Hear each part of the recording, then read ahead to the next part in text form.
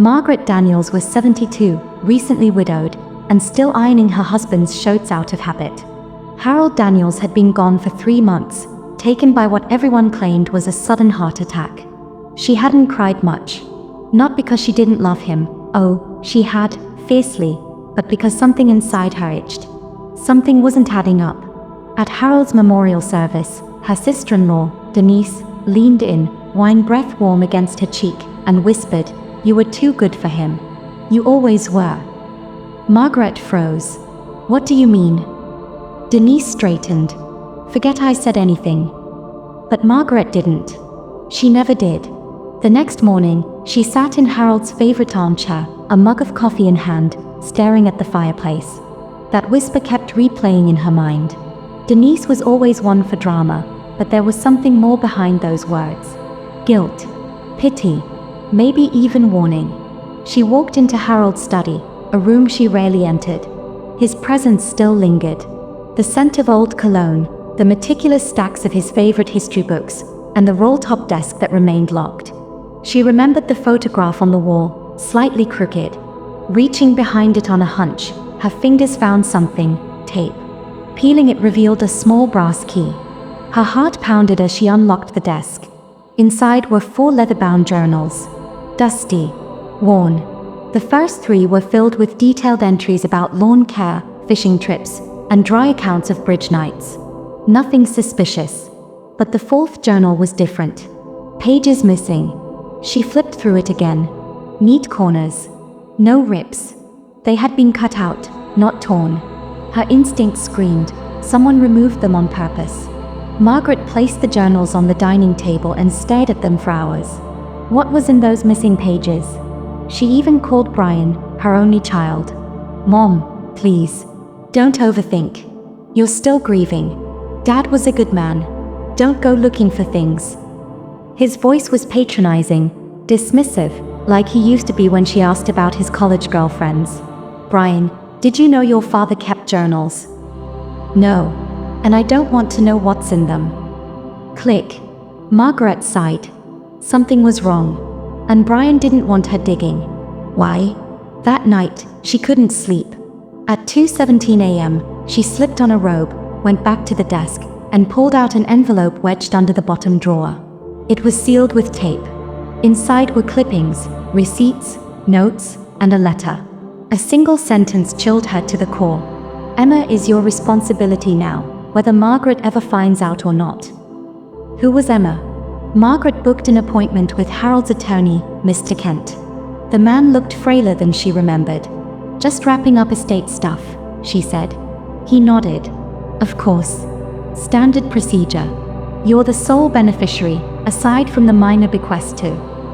He paused. "To who?" "Oh, nothing. A charitable cause." She reached over and gently but firmly took the folder. Her eyes caught the name, Sandra Wallace. "Who is Sandra Wallace, Mr. Kent?"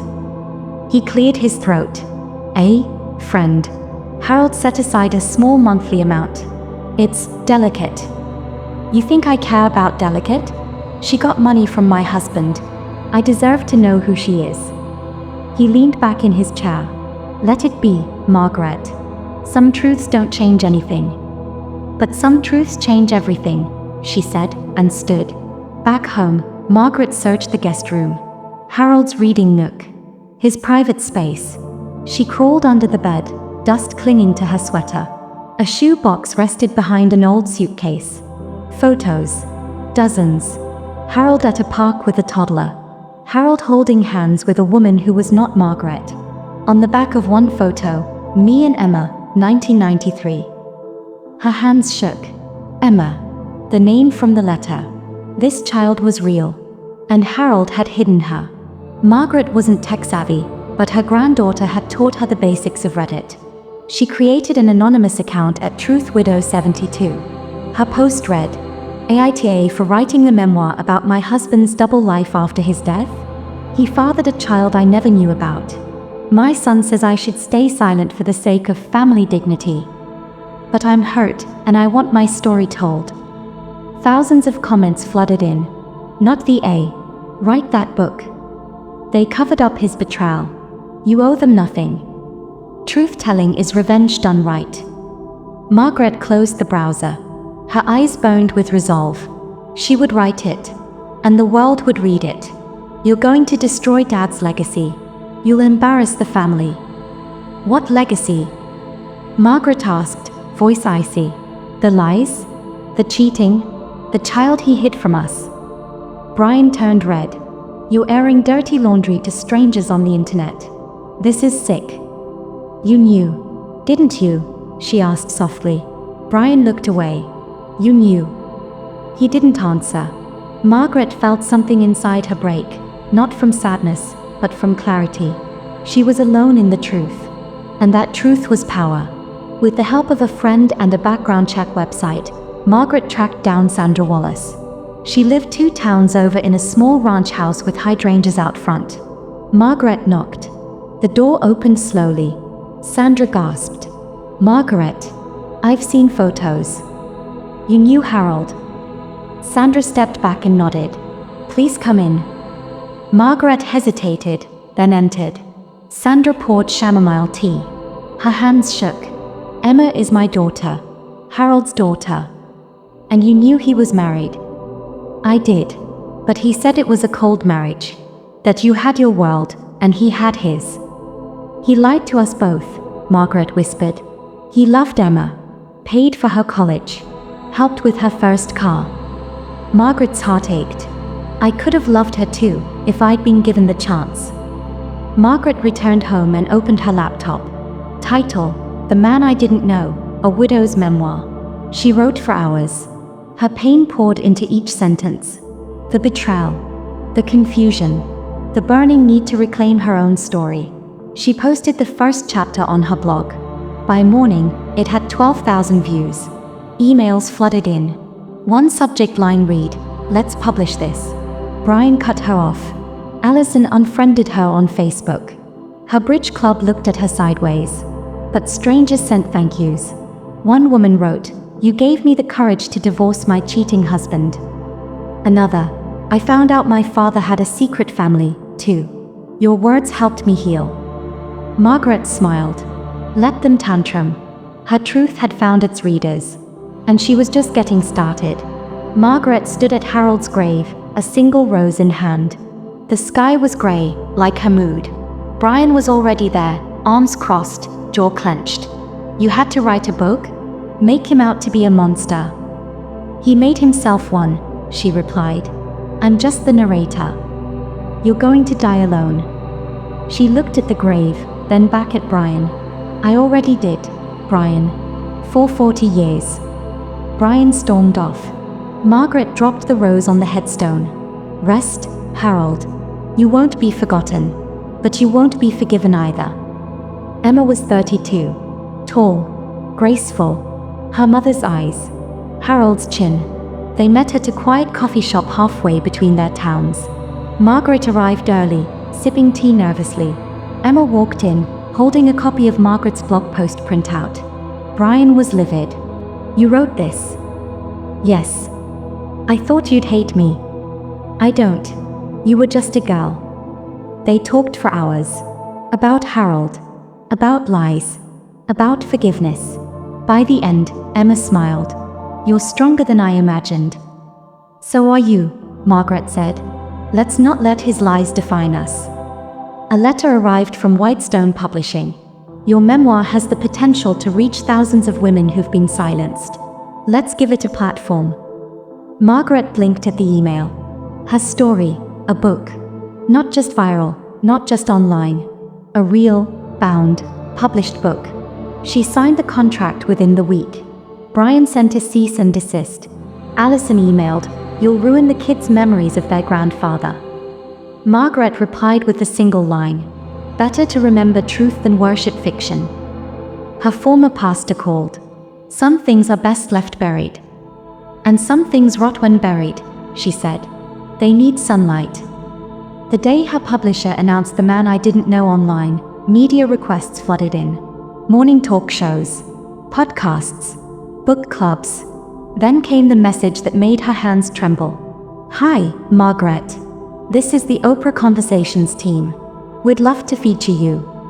She read it 3 times. Margaret leaned back, laughing softly. Harold would have hated this. Good. Margaret stood in the bookstore, watching as her memoir, The Man I Didn't Know, was stacked on a display under the sign New Releases. Her name in bold. Her face on the back cover. The crowd wasn't massive, but it was hers. Women hugged her. Men nodded with tears in their eyes. One younger woman whispered, "You told my mother's story. Thank you." The clerk smiled. "We're sold out." Margaret held her breath. Sold out. She hadn't just survived Harold's betrayal. She had rewritten it. A letter arrived. Handwritten. From Denise. The same Denise who'd whispered at the funeral. "I knew," the letter read. "We all did. Brian was told when he was 16. Harold made us promise to never tell you." Margaret dropped the page. Everyone had known. Everyone. Not just Harold. She poured herself a drink. Neat. No ice. Her hands trembled as she downed it in one gulp. Emma called that evening. Her voice was steady. "I saw the news coverage. The backlash from your church. From your family. I'm coming over." Margaret opened the door and found Emma holding grocery bags, wine, and 2 thick books, Boundaries and Women Who Run with the Wolves. They cooked. They laughed. They cried. Margaret looked across the table and said, "I didn't give birth to you. But I swear, you feel like mine." Emma wiped a tear. "Then let me help you fight this war." Margaret visited Denise. The door creaked open. Denise looked older. Guilt was an age accelerator. "Why didn't you tell me?" Denise sighed. "Because I thought he'd change. Because I was afraid. Because I didn't want to lose my place in the family. I was your family too. I'm sorry." "No, Denise. You're just late." Margaret turned and walked away. No screaming. No scenes. Some people didn't deserve a final act. At her book tour event in Portland, Margaret stood before 300 women. "This book isn't about Harold. It's about every woman who was told to stay quiet. Every wife who was lied to. Every daughter kept in the dark." Applause thundered. "And every woman who chose to write her own ending." She stepped off stage and into Emma's arms. And for the first time in decades, Margaret felt like she was exactly where she belonged. Margaret was trimming her rose bushes when Emma burst out of the house, phone in hand, shouting, "You're not going to believe this." She handed the phone to Margaret, who stared at the caller ID, Harpo Studios. "Yes, this is Margaret Foster," she said cautiously.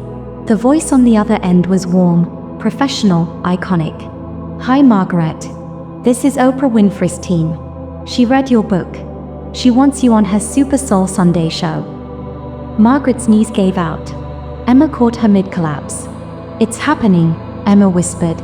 Margaret clutched the phone like it was a life raft. The studio lights were hot. Margaret sat across from Oprah, feeling every eye in the room focused on her. The cameras rolled. "Margaret," Oprah began, "you were married to a man for 47 years and didn't know who he truly was. How did you survive the betrayal?" Margaret took a breath. "I didn't just survive. I outlived the lie. And then I told the truth. Loudly." The audience gasped. Applauded. Some cried. Margaret left the stage that day to hundreds of emails. Agents. Publishers. Women's rights groups. Survivor networks. And a cease and desist letter. From Brian. Brian's lawyer accused Margaret of defamation. He wanted 60% of the book profits, claiming the memoir distorted the family legacy. Margaret laughed bitterly as her own lawyer read the letter. "The family legacy," she snapped. "You mean the legacy where your father lied, cheated, and turned our lives into a shadow play?" Her lawyer smiled. "Let him try. The truth is a powerful defense." And it was. Social media rallied behind her. A hashtag trended, #Margaret knew too late. Even Denise released a statement. "Margaret is telling the truth. We failed her." One rainy morning, a stranger knocked. She was tall, pale, and wore a red scarf. "I read your book," she said. "You don't know me, but I'm Harold's daughter." Margaret blinked. "You mean Brian's?" No, not Brian's sister. I'm his daughter. From before you met him. From when he was stationed in North Carolina. He left us. I only found out about you recently. She handed over a photo. Harold with a baby girl on his knee. Dated 1964. Margaret's hands shook. More secrets. More lies. But somehow, she didn't feel broken. She felt complete. Margaret sat in the lawyer's office with Emma by her side. I want to update my will, she said. To leave it all to your daughter, the lawyer asked. Emma blinked. Mom. Margaret smiled. Emma. And Helen. She nodded toward the photo of the woman in the red scarf. And to the women's shelter where I stayed that first week. And to the National Abuse Survivor Fund. She stood, shaking the lawyer's hand. I was silenced for too long. This time, I'm writing the ending my way. Emma hugged her tight. You already did. Margaret sat by her kitchen window, the late afternoon sun streaking through the glass, highlighting the worn pages of her second draft.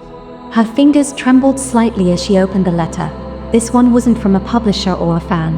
It was from a major national talk show. They wanted to do a full segment on her book. Her story. Live. They're not just inviting me, Margaret whispered aloud. They're inviting Emma too. And Ruth. The letter included polite language, but between the lines was a promise. Drama, resolution, viewership. Margaret had a choice. Hide behind the page, or face the world that once hid the truth from her. Margaret had a choice. Hide behind the page, or face the world that once hid the truth from her. She dialed Emma. Sweetheart, I think it's time the whole country heard what really happened. Are you with me? The green room smelled faintly of nerves and perfume. Margaret, dressed in soft blue, gripped a cup of lukewarm tea while Emma squeezed her hand. Across the room, Ruth sat with her lawyer. Her expression was tight, annoyed, defensive. Why did you agree to this? Emma whispered. Because some truths deserve daylight, Margaret replied. When the producer gave them the countdown, Margaret rose to her feet, spine straight, heart thudding. The host smiled brightly. We're joined today by Margaret Rollins, whose best-selling memoir has shocked America. Margaret, welcome. Margaret nodded. Thank you. The questions started gently. Her marriage, her loss, her grief. Then came the sharper ones. You found out your husband had another daughter. That his sister, Ruth, kept it hidden. How did that make you feel? Margaret turned toward Ruth. Let her answer that. Ruth looked startled, but the host grinned. This was the moment they wanted. I did what I had to do, Ruth snapped. Harold made mistakes, but I protected this family. No, Ruth, Margaret said softly but firmly. You protected a lie. You chose silence over healing. The audience gasped. Live tweets flooded in. Emma leaned forward. And I paid the price, Emma said. So did my mother. The host turned to Margaret. Is there anything you want to say to Harold now, if he were watching? Margaret stared straight at the camera. Yes. I found your truth, Harold. And I made sure no one could bury it again. After the show, Margaret received another package. Inside was a small, leather-bound journal. Not one she had seen before. It came from Harold's old army buddy, who had seen the interviews. He asked me to send this to you if the truth ever came out, the note read. Margaret sat down slowly and opened it. Harold had written extensively during his last year of life. He knew he didn't have much time. He wrote about the guilt. About Emma. About Ruth. But one entry stood out. If you're reading this, Maggie, I want you to know I plan to tell you. I just never had the courage. You deserved better. You always deserved the truth. You gave me love. I gave you less than I should have. Tears blurred the ink. Margaret clutched the journal to her chest. I forgive you, she whispered. A year later, Margaret stood on a stage, not for TV, but at a book festival. Her second memoir, Between the Lies and Letters, had just launched. Emma was there, signing books beside her. Ruth was not. The family had splintered, but Margaret had found peace in rebuilding it on her own terms. Her story was no longer just about Harold. It was about silence, about survival, about the courage to publish your pain so no one else has to live in confusion. She adjusted her reading glasses and looked out at the crowd. Some truths are hidden, others are taken, but the ones we claim, those are the ones that heal. The audience erupted in applause. Margaret smiled. For the first time in decades, it felt real. White right pointing backhand index like, share, and subscribe for more real-life revenge dramas, where truth becomes the ultimate justice.